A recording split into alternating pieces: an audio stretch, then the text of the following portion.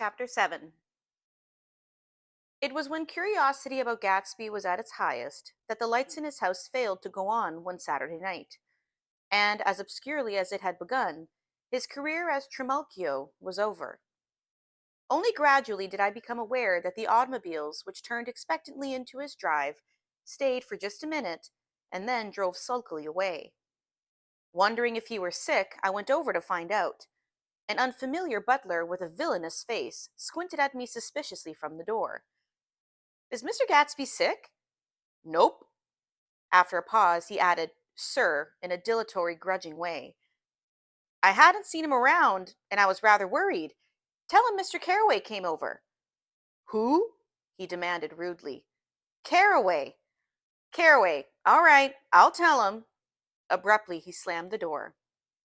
My Finn informed me that Gatsby had dismissed every servant in his house a week ago and replaced them with half a dozen others, who never went into West Egg Village to be bribed by the tradesmen, but ordered moderate supplies over the telephone. The grocery boy reported that the kitchen looked like a pigsty, and the general opinion in the village was that the new people weren't servants at all. Next day, Gatsby called me on the phone. "Going away?" I inquired. "No, old sport. I hear you fired all your servants." "I wanted somebody who wouldn't gossip. Daisy comes over quite often, in the afternoons." So the whole caravanserai had fallen in like a card house at the disapproval in her eyes. "There's some people Wolfsheim wanted to do something for. They're all brothers and sisters. They used to run a small hotel." "I see." He was calling up at Daisy's request. Would I come to lunch at her house tomorrow? Miss Baker would be there. Half an hour later, Daisy herself telephoned and seemed relieved to find that I was coming. Something was up. And yet I couldn't believe that they would choose this occasion for a scene, especially for the rather harrowing scene that Gatsby had outlined in the garden. The next day was broiling, almost the last, certainly the warmest, of the summer. As my train emerged from the tunnel into sunlight, only the hot whistles of the National Biscuit Company broke the simmering hush at noon. The straw seats of the car hovered on the edge of combustion. The woman next to me perspired delicately for a while into her white shirtwaist, and then, as the newspaper dampened under her fingers, lapsed despairingly into deep heat with a desolate cry. Her pocketbook slapped to the floor. "Oh my!" she gasped.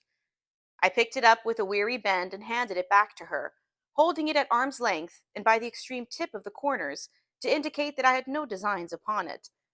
But everyone nearby, including the woman, suspected me just the same. "Hot," said the conductor to the familiar faces. "Some weather. Hot, hot, hot. Is it hot enough for you? Is it?" My commutation ticket came back to me with a dark stain from his hand. That anyone should care in this heat whose flushed lips he kissed, whose head made damp the pajama pocket over his heart. Through the hall of the Buchanan's house blew a faint wind, carrying the sound of the telephone bell out to Gatsby and me as we waited at the door. "The master's body!" roared the butler into the mouthpiece. "I'm sorry, madam, but we can't furnish it. It's far too hot to touch this noon." What he really said was, "Yes, yes, I'll see." He set down the receiver and came toward us, glistening slightly, to take off our stiff straw hats. "Madam expects you in the salon," he cried needlessly, indicating the direction. In the heat, every gesture was an affront to the common store of life. The room, shadowed well with awnings, was dark and cool. Daisy and Jordan lay upon an enormous couch, like silver idols weighing down their own white dresses against the singing breeze of the fans. "We can't move," they said together. Jordan's fingers, powdered white over their tan, rested for a moment in mine. "And Mr. Thomas Buchanan, the athlete?" I inquired. Simultaneously, I heard his voice, gruff, muffled, husky, at the hall telephone. Gatsby stood in the center of the crimson carpet and gazed around with fascinated eyes. Daisy watched him and laughed, her sweet, exciting laugh. A tiny gust of powder rose from her bosom into the air. "The rumor is," whispered Jordan, "that that's Tom's girl on the telephone." We were silent. The voice in the hall rose high with annoyance. "Very well, then. I won't sell you the car at all. I'm under no obligations to you at all. And as for your bothering me about it at lunchtime, I won't stand that at all. Holding down the receiver, said Daisy cynically. No, he's not, I assured her. It's a bona fide deal. I happen to know about it. Tong flung open the door, blocked out its space for a moment with his thick body, and hurried into the room. Mr. Gatsby! He put out his broad, flat hand with a well concealed dislike. I'm glad to see you, sir. Nick? Make us a cold drink, cried Daisy. As he left the room again, she got up and went over to Gatsby and pulled his face down, kissing him on the mouth. You know I love you, she murmured. You forget there's a lady present, said Jordan. Daisy looked around doubtfully. You kiss Nick, too. What a low, vulgar girl. I don't care, cried Daisy, and began to clog on the brick fireplace. Then she remembered the heat and sat down guiltily on the couch, just as a freshly laundered nurse leading a little girl came into the room. The child, relinquished by the nurse, rushed across the room and rooted shyly into her mother's dress. The blessed precious! Did mother get powder on your old yellowy hair? Stand up now and say howdy do. Gatsby and I in turn leaned down and took the small, reluctant hand. Afterward, he kept looking at the child with surprise. I don't think he had ever really believed in its existence before. I got dressed before luncheon, said the child, turning eagerly to Daisy. That's because your mother wanted to show you off. Her face bent into a single wrinkle at the small white neck.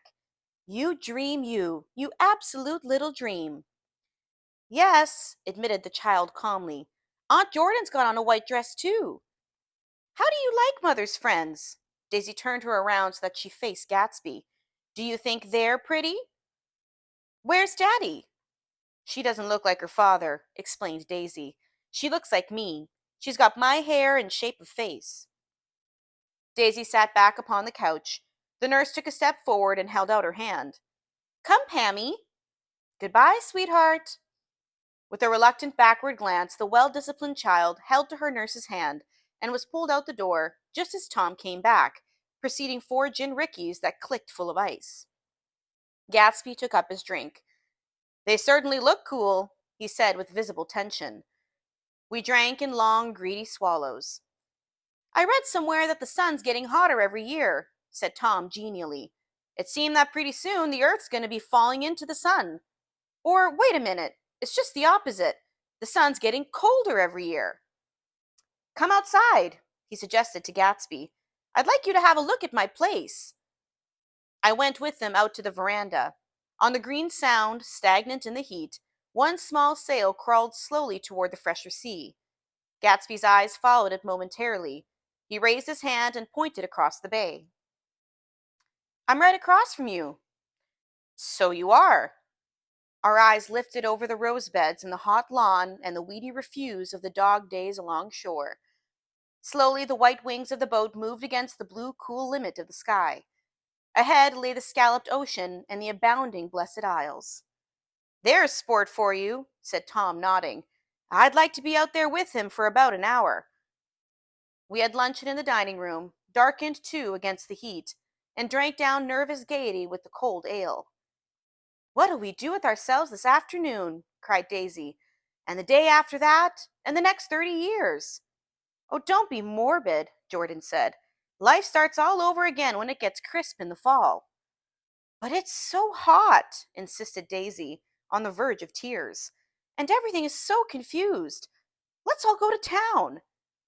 Her voice struggled on through the heat, beating against it, molding its senselessness into forms. I've heard of making a garage out of a stable, Tom was saying to Gatsby, but I'm the first man who ever made a stable out of a garage. Who wants to go to town? Demanded Daisy insistently. Gatsby's eyes floated toward her. Ah, she cried, you look so cool.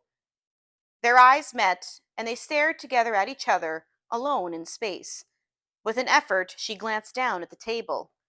You always look so cool, she repeated. She had told him that she loved him, and Tom Buchanan saw. He was astounded. His mouth opened a little, and he looked at Gatsby, and then back at Daisy, as if he had just recognized her as someone he knew a long time ago. You resemble the advertisement of the man, she went on innocently. You know, the advertisement of the man. All right, broke in Tom quickly. I'm perfectly willing to go to town. Come on, we're all going to town. He got up, his eyes still flashing between Gatsby and his wife. No one moved. Come on! His temper cracked a little. What's the matter, anyhow? If we're going to town, let's start. His hand, trembling with his effort of self control, bore to his lips the last of his glass of ale. Daisy's voice got us to our feet and out on the blazing gravel drive. Are we just going to go? She objected. Like this? Aren't we going to let anyone smoke a cigarette first? Everybody smoked all through lunch. Oh, let's have fun, she begged him. It's too hot to fuss. He didn't answer. Have it your own way, she said. Come on, Jordan. They went upstairs to get ready, while we three men stood there shuffling the hot pebbles with our feet. A silver curve of the moon hovered already in the western sky. Gatsby started to speak, changed his mind, but not before Tom wheeled and faced him expectantly. Pardon me? Have you got your stables here? Asked Gatsby with an effort. About a quarter of a mile down the road. Oh. A pause. I don't see the idea of going to town, broke out Tom savagely. Women get these notions in their heads. Shall we take anything to drink? Called Daisy from an upper window.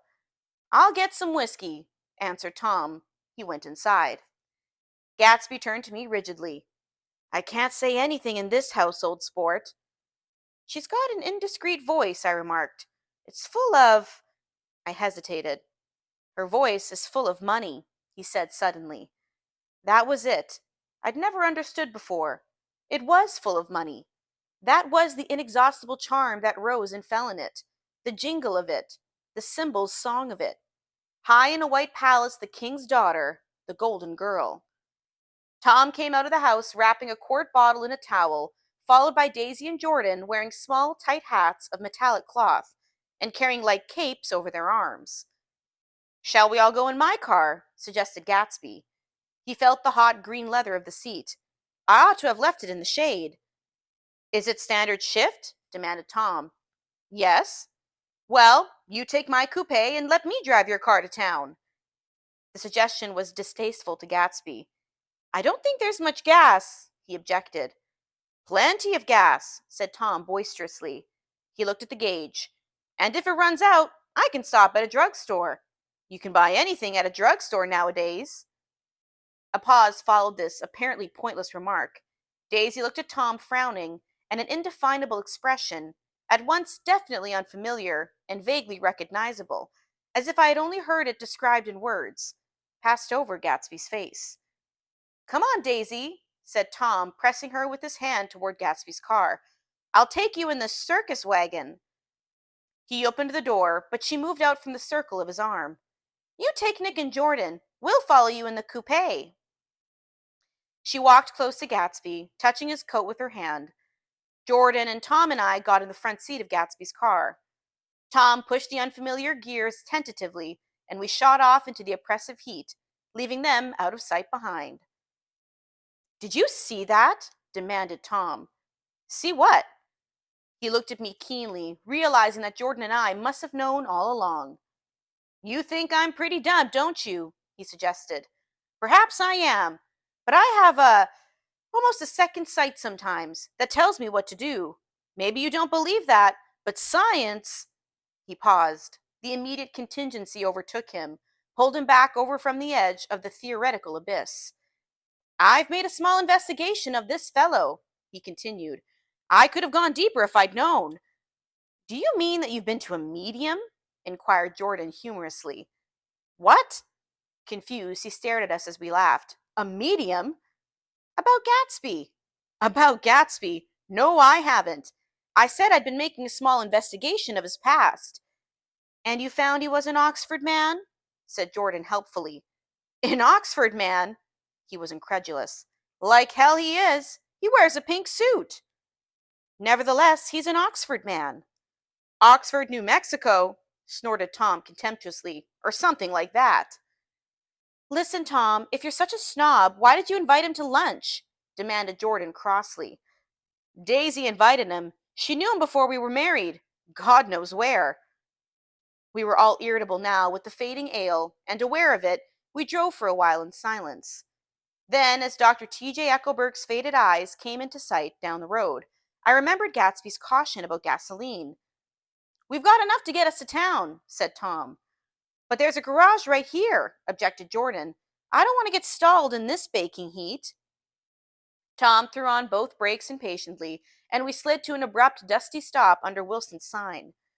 After a moment, the proprietor emerged from the interior of his establishment and gazed hollow-eyed at the car.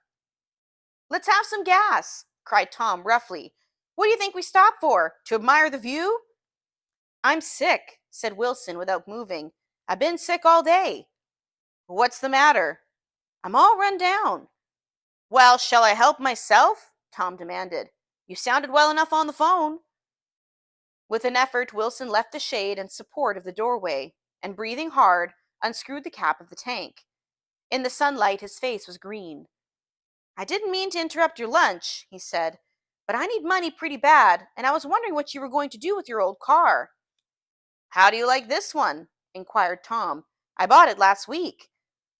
"It's a nice yellow one," said Wilson as he strained at the handle. "Like to buy it?" "Big chance." Wilson smiled faintly. "No, but I could make some money on the other." "What do you want money for all of a sudden?" "I've been here too long. I want to get away. My wife and I want to go west." "Your wife does!" exclaimed Tom, startled. "She's been talking about it for 10 years. He rested for a moment against the pump, shading his eyes. "And now she's going, whether she wants to or not. I'm going to get her away." The coupe flashed by us with a flurry of dust and the flash of a waving hand. "What do I owe you?" demanded Tom harshly. "I just got wised up to something funny the last 2 days," remarked Wilson. "That's why I want to get away. That's why I've been bothering you about the car." "What do I owe you?" $1.20. The relentless beating heat was beginning to confuse me, and I had a bad moment there before I realized that so far his suspicions hadn't alighted on Tom. He had discovered that Myrtle had some sort of life apart from him in another world, and the shock had made him physically sick. I stared at him and then at Tom, who had made a parallel discovery less than an hour before, and it occurred to me that there was really no difference between men, in intelligence or race, so profound as the difference between the sick and the well. Wilson was so sick that he looked guilty, unforgivably guilty, as if he had just got some poor girl with child. "I'll let you have the car," said Tom. "I'll send it over tomorrow afternoon." That locality was always vaguely disquieting, even in the broad glare of the afternoon, and now I turned my head as though I had been warned of something behind. Over the ash heaps, the giant eyes of Dr. T.J. Eckelberg kept their vigil, but I perceived after a moment that other eyes were regarding us with peculiar intensity from less than 20 feet away. In one of the windows over the garage, the curtains had been moved aside a little, and Myrtle Wilson was peering down at the car. So engrossed was she that she had no consciousness of being observed, and one emotion after another crept into her face like objects into a slowly developing picture. Her expression was curiously familiar. It was an expression I had often seen on women's faces, but on Myrtle Wilson's face it seemed purposeless and inexplicable, until I realized that her eyes, wide with jealous terror, were fixed not on Tom, but on Jordan Baker, whom she took to be his wife. There is no confusion like the confusion of a simple mind, and as we drove away, Tom was feeling the hot whips of panic. His wife and his mistress, until an hour ago so secure and inviolate, were slipping precipitately away from his control. Instinct made him step on the accelerator with the double purpose of overtaking Daisy and leaving Wilson behind, and we sped along toward Astoria at 50 miles an hour, until, among the spidery girders of the elevated, we came in sight of the easygoing blue coupe. "Those big movies around 50th Street are cool," suggested Jordan. "I love New York on summer afternoons when everyone's away. There's something very sensuous about it. Overripe, as if all sorts of funny fruits were going to fall into your hands." The word sensuous had the effect of further disquieting Tom, but before he could invent a protest, the coupe came to a stop, and Daisy signaled us to drop alongside. "Where are we going?" she cried. "How about the movies?" It's so hot, she complained. You go. We'll ride around and meet you after. With an effort, her wit rose faintly. We'll meet you on some corner. I'll be the man smoking 2 cigarettes. We can't argue about it here, said Tom impatiently as a truck gave out a cursing whistle behind us. You follow me to the south side of Central Park, in front of the plaza. Several times he turned his head and looked back at their car, and if the traffic delayed them, he slowed up until they came into sight. I think he was afraid they would dart down a side street and out of his life forever. But they didn't, and we all took the less explicable step of engaging the parlor of a suite in the Plaza Hotel. The prolonged and tumultuous argument that ended by herding us into that room eludes me, though I have a sharp physical memory that, in the course of it, my underwear kept climbing like a damp snake around my legs, and intermittent beads of sweat raced cool across my back. The notion originated with Daisy's suggestion that we hire 5 bathrooms and take cold baths, and then assumed more tangible form as a place to have a mint julep. Each of us said over and over that it was a crazy idea. We all talked at once to a baffled clerk and thought, or pretended to think, that we were being very funny. The room was large and stifling, and though it was already 4 o'clock, opening the windows admitted only a gust of hot shrubbery from the park. Daisy went to the mirror and stood with her back to us, fixing her hair. It's a swell suite, whispered Jordan, respectfully, and everyone laughed. Open another window, commanded Daisy, without turning around. There aren't any more. Well, we'd better telephone for an axe. The thing to do is forget about the heat, said Tom impatiently. You make it 10 times worse by crabbing about it. He unrolled the bottle of whiskey from the towel and put it on the table. Why not let her alone, old sport? Remarked Gatsby. You're the one that wanted to come to town. There was a moment of silence. The telephone book slipped from its nail and splashed to the floor, whereupon Jordan whispered, Excuse me, but this time no one laughed. I'll pick it up, I offered. I've got it. Gatsby examined the parted string, muttered, in an interested way, and tossed the book on a chair. That's a great expression of yours, isn't it? Said Tom sharply. What is? All this old sport business. Where'd you pick that up?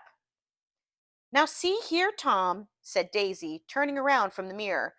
If you're going to make personal remarks, I won't stay here a minute. Call up and order some ice for the mint julep. As Tom took up the receiver, the compressed heat exploded into sound, and we were listening to the portentous chords of Mendelssohn's Wedding March from the ballroom below. Imagine marrying anybody in this heat, cried Jordan dismally. Still, I was married in the middle of June, Daisy remembered. Louisville in June. Somebody fainted. Who was it that fainted, Tom? Biloxi, he answered shortly. A man named Biloxi. Biloxi, and he made boxes. That's a fact, and he was from Biloxi, Tennessee. They carried him into my house, appended Jordan, because we lived just 2 doors from the church, and he stayed 3 weeks until Daddy told him he had to get out. The day after he left, Daddy died. After a moment, she added, as if she might have sounded irreverent, there wasn't any connection. I used to know a Bill Biloxi from Memphis, I remarked. That was his cousin. I knew his whole family history before he left. He gave me an aluminum putter that I use today. The music had died down as the ceremony began, and now a long cheer floated in at the window, followed by intermittent cries of, yeah, and finally by a burst of jazz as the dancing began. We're getting old, said Daisy. If we were young, we'd rise and dance. Remember Biloxi, Jordan warned her. Where'd you know him, Tom? Biloxi? He concentrated with an effort. I didn't know him. He was a friend of Daisy's. He was not, she denied. I'd never seen him before. He came down in the private car. Well, he said he knew you. He said he was raised in Louisville. Asa Bird brought him around at the last minute and asked if we had a room for him. Jordan smiled. He was probably bumming his way home. He told me he was a president of your class at Yale. Tom and I looked at each other blankly. Biloxi? First place, we didn't have any president. Gatsby's foot beat a short, restless tattoo, and Tom eyed him suddenly. By the way, Mr. Gatsby, I understand you're an Oxford man. Not exactly. Oh, yes, I understand you went to Oxford. Yes, I went there. A pause. Then Tom's voice, incredulous and insulting. You must have gone there about the time Biloxi went to New Haven. Another pause. A waiter knocked and came in with some crushed mint and ice, but the silence was unbroken by his thank you and the soft closing of the door. This tremendous detail was to be cleared up at last. I told you I went there, said Gatsby. I heard you, but I'd like to know when. It was in 1919. I only stayed 5 months. That's why I can't really call myself an Oxford man. Tom glanced around to see if we mirrored his unbelief, but we were all looking at Gatsby.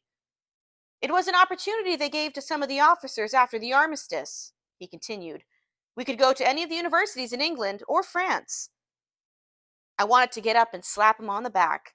I had one of those renewals of complete faith in him that I'd experienced before. Daisy rose, smiling faintly, and went to the table. Open the whiskey, Tom, she ordered, and I'll make you a mint julep. Then you won't seem so stupid to yourself. Look at the mint. Wait a minute, snapped Tom. I want to ask Mr. Gatsby one more question. Go on, Gatsby said politely. What kind of a row are you trying to cause in my house anyhow? They were out in the open at last, and Gatsby was content. He isn't causing a row. Daisy looked desperately from one to the other. You're causing a row. Please have a little self-control.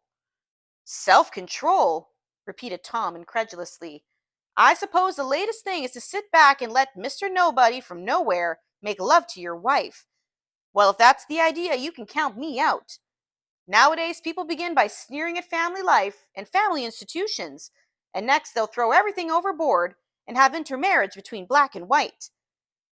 Flushed with his impassioned gibberish, he saw himself standing alone on the last barrier of civilization.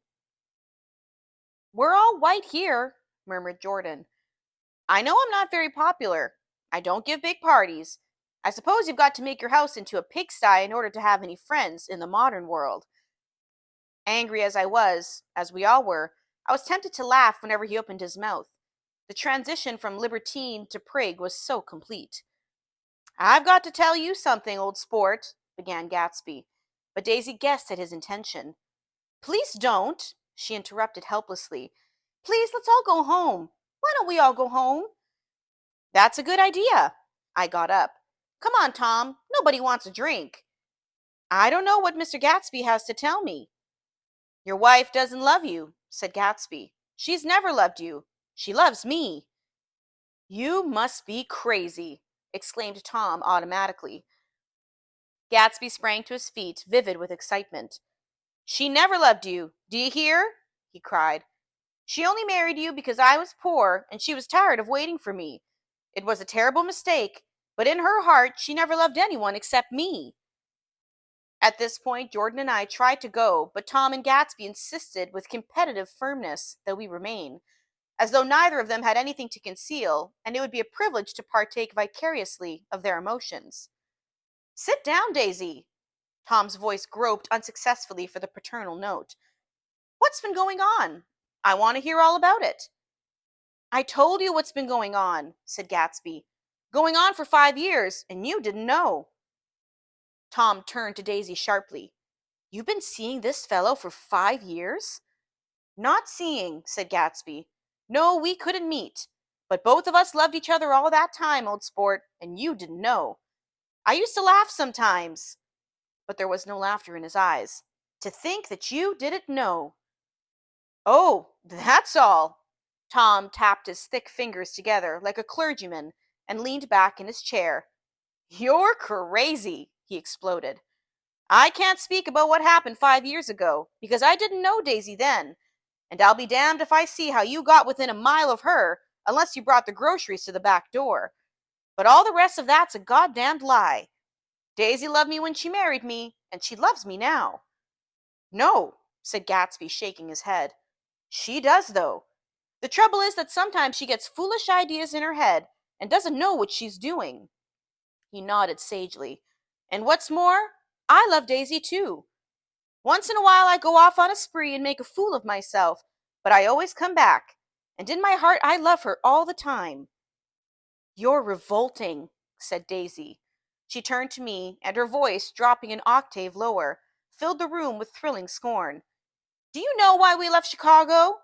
I'm surprised that they didn't treat you to the story of that little spree." Gatsby walked over and stood beside her.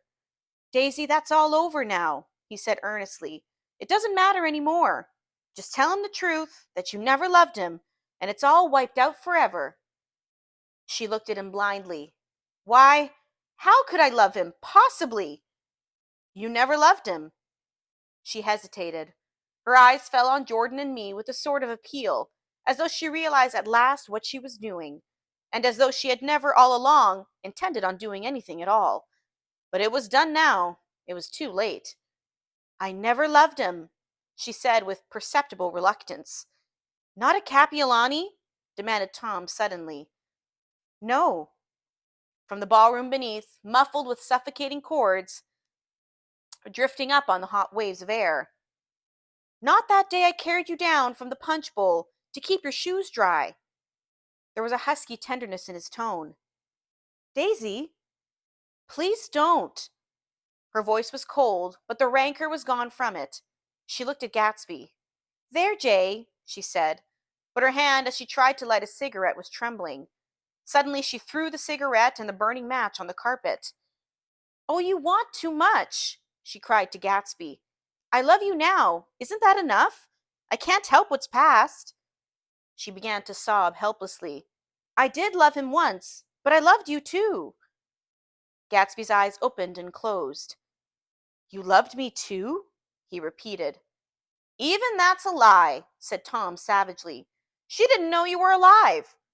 Why, there are things between Daisy and me that you'll never know. Things that neither of us can ever forget." The words seemed to bite physically into Gatsby. "I want to speak to Daisy alone," he insisted. "She's all excited now." "Even alone, I can't say I never loved Tom," she admitted in a pitiful voice. "It wouldn't be true." "Of course it wouldn't," agreed Tom. She turned to her husband. "As if it mattered to you," she said. "Of course it matters. I'm going to take better care of you from now on." "You don't understand," said Gatsby, with a touch of panic. "You're not going to take care of her any more."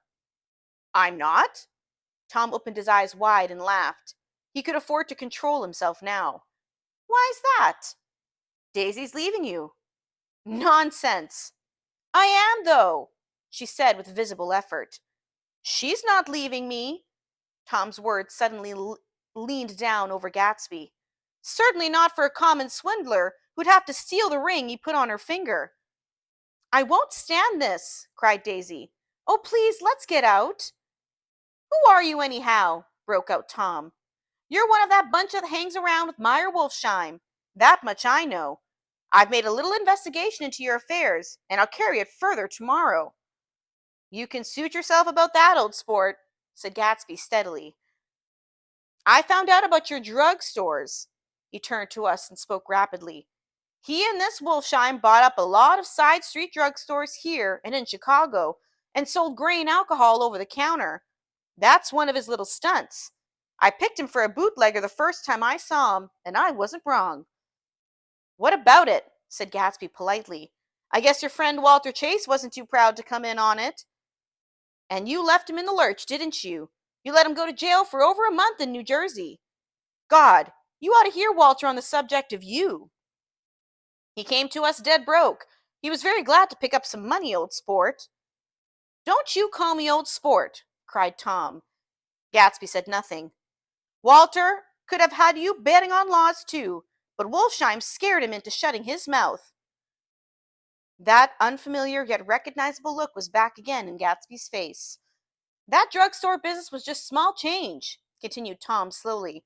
"But you've got something on now that Walter's afraid to tell me about." I glanced at Daisy, who was staring terrified between Gatsby and her husband, and at Jordan, who had begun to balance an invisible but absorbing object on the tip of her chin. Then I turned to Gatsby, and was startled at his expression. He looked, and this is said in all contempt for the babbled slander of his garden, as if he had killed a man. For a moment, the set of his face could be described in just that fantastic way. It passed, and he began to talk excitedly to Daisy, denying everything, defending his name against accusations that had not been made. But with every word, she was drawing further and further into herself. So he gave that up, and only the dead dream fought on as the afternoon slipped away, trying to touch what was no longer tangible, struggling unhappily, undespairingly, towards the lost voice across the room. The voice begged again to go. Please, Tom, I can't stand this anymore. Her frightened eyes told that whatever intentions, whatever courage she had had, were definitely gone. You two start on home, Daisy, said Tom, in Mr. Gatsby's car. She looked at Tom, alarmed now, but he insisted with a magnanimous scorn. Go on. He won't annoy you. I think he realizes that his presumptuous little flirtation is over. They were gone, without a word, snapped out, made accidental, isolated like ghosts, even from our pity. After a moment, Tom got up and began wrapping the unopened bottle of whiskey in the towel. Want any of this stuff? Jordan? Nick? I didn't answer. Nick? He asked again. What? You want any? No. I just remembered that today's my birthday. I was 30. Below me stretched the portentous, menacing road of a new decade. It was 7 o'clock when we got into the coupe with him and started for Long Island. Tom talked incessantly, exulting and laughing, but his voice was as remote from Jordan and me as the foreign clamor of the sidewalk or the tumult of the elevated overhead. Human sympathy has its limits, and we were content to let all their tragic arguments fade with the city lights behind. 30. The promise of a decade of loneliness, a thinning list of single men to know, a thinning briefcase of enthusiasm, thinning hair. But there was Jordan beside me, who, unlike Daisy, was too wise ever to carry well-forgotten dreams from age to age. As we passed over the dark bridge, her wan face fell lazily against my coat's shoulder, and the formidable stroke of 30 died away with the reassuring pressure of her hand. So we drove on toward death through the cooling twilight. The young Greek Michaelis, who ran the coffee joint beside the ash heaps, was a principal witness at the inquest. He had slept through the heat until after 5, when he strolled over to the garage and found George Wilson sick in his office. Really sick, pale as his own pale hair, and shaking all over. Michaelis advised him to go to bed, but Wilson refused, saying that he'd miss a lot of business if he did. While his neighbor was trying to persuade him, a violent racket broke out overhead. I've got my wife locked up in there, explained Wilson calmly. She's going to stay there till the day after tomorrow, and then we're going to move away. Michaelis was astonished. They had been neighbors for 4 years, and Wilson had never seemed faintly capable of such a statement. Generally, he was one of those worn-out men. When he wasn't working, he sat on a chair in the doorway and stared at the people and the cars that passed along the road. When anyone spoke to him, he invariably laughed in an agreeable, colorless way. He was his wife's man, and not his own. So naturally, Michaelis tried to find out what had happened, but Wilson wouldn't say a word. Instead, he began to throw curious, suspicious glances at his visitor and ask him what he'd been doing at certain times, on certain days. Just as the latter was getting uneasy, some workmen came past the door bound for his restaurant, and Michaelis took the opportunity to get away, intending to come back later. But he didn't. He supposed he forgot to, that's all. When he came outside again a little after 7, he was reminded of the conversation because he heard Mrs. Wilson's voice, loud and scolding, downstairs in the garage. Beat me, he heard her cry. Throw me down and beat me, you dirty little coward.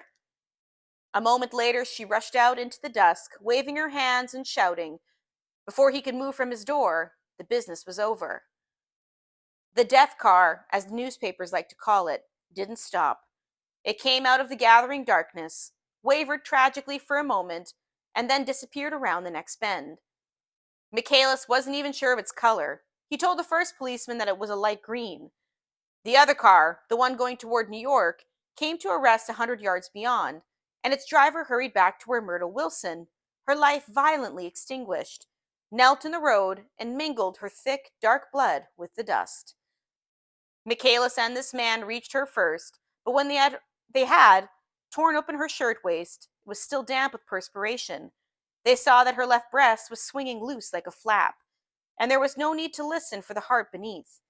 The mouth was wide open and ripped at the corners, as though she had choked a little in giving up the tremendous vitality she had stored so long. We saw the 3 or 4 automobiles and the crowd when we were still some distance away. "Wreck," said Tom. "That's good. Wilson will have a little business at last." He slowed down, but still without any intention of stopping, until, as we came nearer, the hushed, intent faces of the people at the garage door made him automatically put on the brakes. "We'll take a look," he said doubtfully. "Just a look." I became aware now of a hollow, wailing sound which issued incessantly from the garage. A sound which, as we got out of the coupe and walked toward the door, resolved itself into the words, "Oh my God," uttered over and over in a grasping moan. "There's some bad trouble here," said Tom excitedly. He reached up on tiptoes and peered over a circle of heads into the garage, which was lit only by a yellow light in a swinging wire basket overhead. Then he made a harsh sound in his throat, and with a violent thrusting movement of his powerful arms, pushed his way through. The circle closed up again with a running murmur of expostulation. It was a minute before I could see anything at all. Then new arrivals disarranged the line, and Jordan and I pushed suddenly inside. Myrtle Wilson's body, wrapped in a blanket and then in another blanket, as though she suffered from a chill in the hot night, lay on the work table by the wall, and Tom, with his back to us, was bending over it, motionless. Next to him stood a motorcycle policeman, taking down names with much sweat and correction in a little book.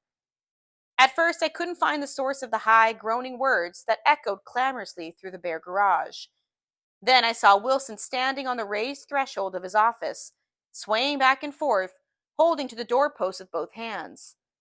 Some man was talking to him in a low voice and attempting from time to time to lay a hand on his shoulder, but Wilson neither heard nor saw. His eyes would drop slowly from the swinging light to the leaden table by the wall, and then jerk back to the light again, and he gave out incessantly his high, horrible call. "Oh my God! Oh my God!" Presently, Tom lifted his head with a jerk, and after staring around the garage with glazed eyes, addressed a mumbled, incoherent remark to the policeman. "M-A-V," policeman was saying. "O?" "No, R," corrected the man. "M-A-V-R-O." "Listen to me," muttered Tom fiercely. "R," said the policeman. "O." "G." "G." He looked up at Tom's broad hand that fell sharply on his shoulder. "What do you want, fella?" "What happened? That's what I want to know." "An auto hit her. Instantly killed." "Instantly killed," repeated Tom, staring. "She ran out into the road. Son of a bitch didn't stop his car." "There was 2 cars," said Michaelis. "One coming, one going, you see?" "Going where?" asked the policeman keenly. "One going each way. Well, his hand rose toward the blankets, but stopped halfway and fell to his side. "She ran out, and there was one coming from New York. Knocked right into her going 30 or 40 miles an hour." "What's the name of the place here?" demanded the officer. "Hasn't got a name." A pale, well-dressed black man stepped near. "It was a yellow car," he said. "A big yellow car. New." "You see the accident?" asked the policeman. "No, but the car passed me down the road, going faster than 40. Going 50, 60. Come here and let's have your name. Look out now. I want to get his name." Some words of the conversation must have reached Wilson, swaying in the office door, for suddenly a new theme found voice among his gasping cries. "You don't have to tell me what kind of car it was. I know what kind of car it was." Watching Tom, I saw the wad of muscle back of his shoulder tighten under his coat. He walked quickly over to Wilson and, standing in front of him, seized him firmly by the upper arms. "You've got to pull yourself together," he said with soothing gruffness. Wilson's eyes fell upon Tom. He stared up on his tiptoes, and then would have collapsed to his knees had not Tom held him upright. "Listen," said Tom, shaking him a little. "I just got here a minute ago from New York. I was bringing you that coupe we've been talking about. That yellow car I was driving this afternoon wasn't mine. You hear? I haven't seen it all afternoon. Only the black man and I were near enough to hear what he'd said, but the policeman caught everything in the tone and looked over with truculent eyes. What's all that? He demanded. I'm a friend of his. Tom turned his head but kept his hands firm on Wilson's body. He says he knows the car that did it. It was a yellow car. Some dim impulse moved the policeman to look suspiciously at Tom. And what color's your car? It's a blue car, a coupe. We've come straight from New York, I said. Someone who had been driving a little behind us confirmed this, and the policeman turned away. Now, if you'll let me have that name again correct. Picking up Wilson like a doll, Tom carried him into the office, set him down in a chair, and came back. If somebody'll come here and sit with him, he snapped authoritatively. He watched while the two men standing closest glanced at each other and went unwillingly into the room. Then Tom shut the door on them and came down the single step, his eyes avoiding the table. As he passed close to me, he whispered, "Let's get out." Self-consciously, with his authoritative arms breaking the way, we pushed through the still gathering crowd, passing a hurried doctor, case in hand, who had been sent for in the Wild Hope half an hour ago. Tom drove slowly until we were beyond the bend. Then his foot came down hard and the coupe raced along through the night. In a little while I heard a low, husky sob and saw that the tears were overflowing from his face. "That goddamn coward," he whimpered. "He didn't even stop his car." The Buchanan's house floated suddenly toward us through the dark, rustling trees. Tom stopped beside the porch and looked up at the second floor, where two windows bloomed with light among the vines. "Daisy's home," he said. As we got out of the car, he glanced at me and frowned slightly. "I ought to have dropped you in West Egg, Nick. There's nothing we can do tonight." A change had come over him, and as he spoke gravely and with decision, we walked across the moonlight gravel to the porch. He disposed of the situation in a few brisk phrases. "I'll telephone for a taxi to take you home. And while you're waiting, you and Jordan better go in the kitchen and have them get you some supper, if you want any." He opened the door. "Come in." "No, thanks, but I'd be glad if you'd order me the taxi. I'll wait outside." Jordan put her hand on my arm. "Won't you come in, Nick?" "No, thanks." I was feeling a little sick, and I wanted to be alone, but Jordan lingered for a moment more. "It's only 9:30, she said. I'd be damned if I'd go in. I'd had enough of all of them for one day, and suddenly that included Jordan too. She must have seen something of this in my expression, for she turned abruptly away and ran up the porch steps into the house. I sat down for a few minutes with my head in my hands until I heard the phone taken up inside and the butler's voice calling a taxi. Then I walked slowly down the drive, away from the house, intending to wait by the gate. I hadn't gone 20 yards when I heard my name, and Gatsby stepped from between two bushes into the path. I must have felt pretty weird by that time, because I could think of nothing except the luminosity of his pink suit under the moon. "What are you doing?" I inquired. "Just standing here, old sport." Somehow that seemed a despicable occupation. For all I knew, he was going to rob the house in a moment. I wouldn't have been surprised to see sinister faces, the faces of Wolfsheim's people, behind him in the dark shrubbery. "Did you see any trouble on the road?" he asked after a minute. "Yes." He hesitated. "Was she killed?" "Yes." "I thought so. I told Daisy I thought so. It's better that the shock should come all at once. She stood it pretty well." He spoke as if Daisy's reaction was the only thing that mattered. "I got to West Egg by a side road," he went on, "and left the car in my garage. I don't think anybody saw us, but of course I can't be sure."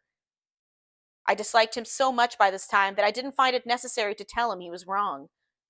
"Who was the woman?" he inquired. "Her name was Wilson. Her husband owns the garage." "How the devil did it happen?" "Well, I tried to swing the wheel." He broke off, and suddenly I guessed at the truth. "Was Daisy driving?" "Yes," he said after a moment. "But of course I'll say I was. You see, when we left New York, she was very nervous, and she thought it would steady her to drive. And this woman rushed out at us just as we were passing a car coming the other way. It all happened in a minute, but it seemed to me that she wanted to speak to us. Thought we were somebody she knew." Well, first Daisy turned away from the woman toward the other car, and then she lost her nerve and turned back. The second my hand reached the wheel, I felt the shock. It must have killed her instantly. It ripped her open. Don't tell me, old sport. He winced. Anyhow, Daisy stepped on it. I tried to make her stop, but she couldn't, so I pulled on the emergency brake. Then she fell over into my lap, and I drove on. She'll be all right tomorrow, he said presently. I'm just going to wait here and see if he tries to bother her about that unpleasantness this afternoon. She's locked herself in her room, and if he tries any brutality, she's going to turn the light out and on again. He won't touch her, I said. He's not thinking about her. I don't trust him, old sport. How long are you going to wait? All night if necessary. Anyhow, till they all go to bed. A new point of view occurred to me. Suppose Tom found out that Daisy had been driving. He might think he saw a connection in it. He might think anything. I looked at the house. There were 2 or 3 bright windows downstairs, and the pink glow from Daisy's room on the second floor. You wait here, I said. I'll see if there's any sign of commotion. I walked back along the border of the lawn, traversed the gravel softly, and tiptoed up the veranda steps. The drawing room curtains were open, and I saw that the room was empty. Crossing the porch where we had dined that June night 3 months ago, I came to a small rectangle of light which I guessed was the pantry window. The blind was drawn, but I found a rift at the sill. Daisy and Tom were sitting opposite each other at the kitchen table, with a plate of cold fried chicken between them and 2 bottles of ale. He was talking intently across the table at her, and in his earnestness his hand had fallen upon and covered her own. Once in a while she looked up at him and nodded in agreement. They weren't happy, and neither of them had touched the chicken or the ale, and yet they weren't unhappy either. There was an unmistakable air of unnatural intimacy about the picture, and anybody would have said that they were conspiring together. As I tiptoed from the porch, I heard my taxi feeling its way along the dark road toward the house. Gatsby was waiting where I'd left him in the drive. Is it all quiet up there? He asked anxiously. Yes, it's all quiet. I hesitated. You better come home and get some sleep. He shook his head. I want to wait here till Daisy goes to bed. Good night, old sport. He put his hands in his coat pockets and turned back eagerly to the scrutiny of the house, as though my presence marred the sacredness of the vigil. So I walked away and left him standing there in the moonlight, watching over nothing.